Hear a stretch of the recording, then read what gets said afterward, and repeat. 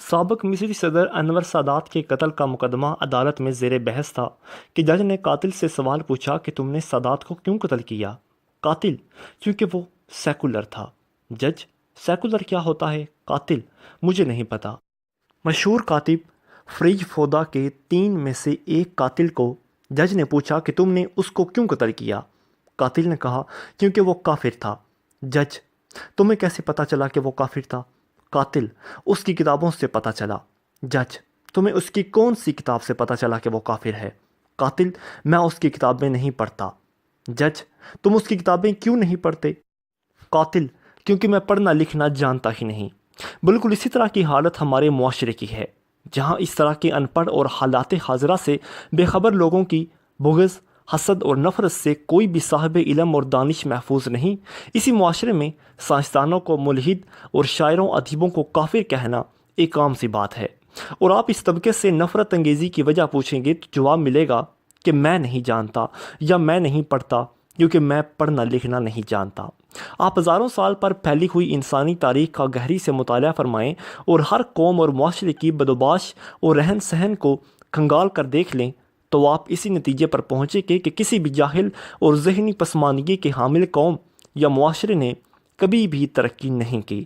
جس معاشرے کی رگوں میں جہالت اور ذہنی پسماندگی سرایت کر چکی ہو، اس کی ترقی کے خواب دیکھنا بھی ایک سراسر جرم ہے۔ علم و ادبی دنیا میں آپ ایک دوسرے سے بحث کر سکتے ہیں، تنقید کر سکتے ہیں، حتیٰ کہ مخالفت بھی کی جا سکتی ہے، مگر تشدد پسندانہ رویے کی ہرگز اجازت نہیں ہوتی۔ اور اگر آپ پچھلی چند دہائیوں کا ہی مطالعہ فرما لیں تو یہ تشدد پسندانہ رویہ اپنے آخری درجے میں نظر آئے گا۔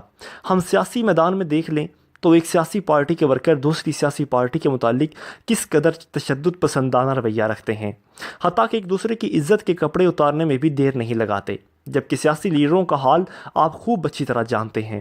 ہم مذہبی لیول پر دیکھ لیں تو ایک مکتبہ فکر کے لوگ دوسری مکتبہ فکر کو ماننے کے لیے تیار نہیں۔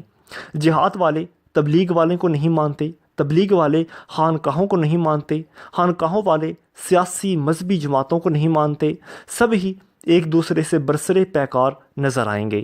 آپ میری اس بات سے ضرور اتفاق کریں گے کہ ہمارے معاشرے کا جھکاؤ کیونکہ مذہبی نظریات کی طرف زیادہ ہے، اس لیے نام نہاد ملائیت نے زیادہ نقصان بھی اسی زمن میں پہنچایا ہے۔ پچھلی چند دہائیوں میں قوم کو نام نہاد جہاد میں جھونکنے والی ملائیت ہی تھی، فرقہ پرستی کی آگ میں دھکیلنے میں بھی اسی ملائیت کا ہاتھ تھا، ملک کو دہشت گردی تک پہنچانے میں بھی یہی ملائیت تھی، اور اسی لیے سب سے زیادہ فائدہ ان ملاؤں نے قوم کی جہالت اور ذہنی پسماندگی سے اٹھایا ہے۔ آپ کسی بھی مکتبہ فکر کے فلسفے کو پڑھ لیں، شاید کسی ایک کے علاوہ ہر کسی کے مذہبی فلسفے میں تشدد اور جنونیت ضرور ملے گی۔ یقین کیجیے اس جہالت اور ذہنی پسماندگی کو ایک سوچے سمجھے منصوبے کے تحت اس معاشرے میں رکھا گیا ہے تاکہ عوام ان ملاؤں اور سیاستدانوں کے ہاتھوں استعمال ہو جائیں۔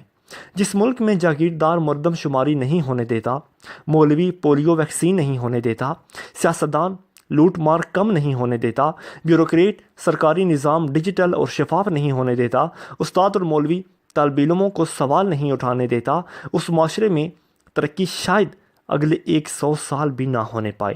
اگر اس جہالت اور ذہنی پسماندگی کو دور نہ کیا گیا تو ہم کبھی بھی سائنسدان، شاعر، ادیب اور صاحب علم و دانش پیدا نہیں کر سکیں گے، اور اگر معاشرے میں جنونیت جڑیں پکڑتی گئی تو نہ جانے کتنے ہی بے قصور شاعروں، ادیبوں، استادوں، طالب علموں اور سائنسدانوں کو قتل کروائے گی، اور قاتل بعد میں یہی جواب دے گا کہ مجھے نہیں پتا یا میں نہیں پڑھتا کیونکہ میں پڑھنا لکھنا جانتا نہیں۔